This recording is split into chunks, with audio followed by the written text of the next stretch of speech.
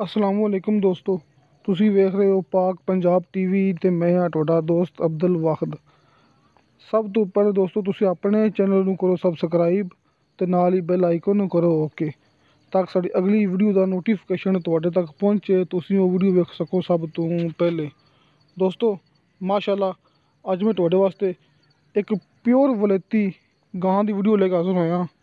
उम्मीद करांगा तुहानूं बड़ी पसंद आवेगी।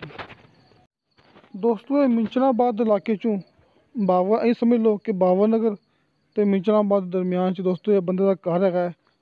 उन्हें अपने व्हाट्सअप की है, पहला सुबह सूई है, तकरीबन सूई नूं कोई मालक का कहना है कि 8 या 10 दिन हो गए ने। अं समझ लो कि गां ने हले मेला नहीं सुटिया है, ये भी उनकी गारंटी सिरों को नहीं। माशाल्लाह प्योर वलेती गां, जिस तरह के भरावां दे सामने कि बंदे दे बराबर, बंदे दे सिर दे बराबर इनका कद है। दोस्तों कैमरे में तुहानूं हो सकता सही तरह मालूम ना हो रही हो, लेकिन मालक का कहना है कि बंदे दे सिर दे बराबर इनका कद आंदा गां दा। सोहना वाना माशाल्लाह, मुठ पर थन, थब्बे दा वाना, पहला सुबह सूई है। पिछे दे माशाल्लाह साहीवाल क्रॉस विच बच्चा है ते गां प्योर वलेती है।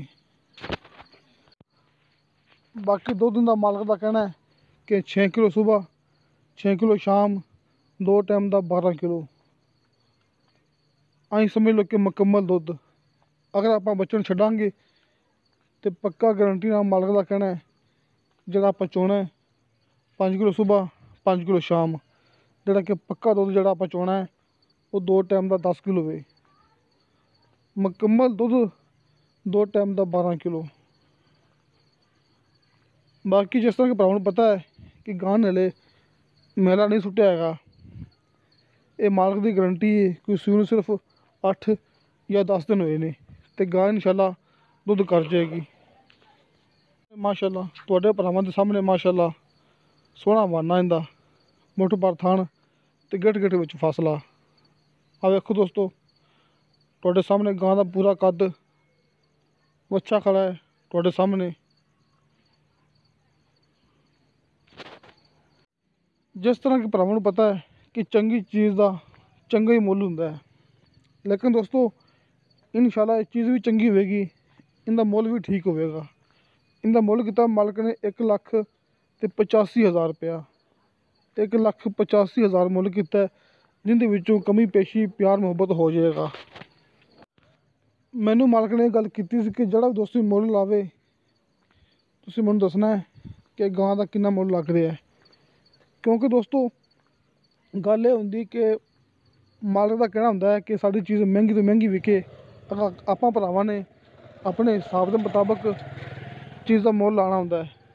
इस वास्ते तुसीं इस गां का मुੱਲ जिन्ना भी तुहानूं समझ आवे लाजमी लाना है।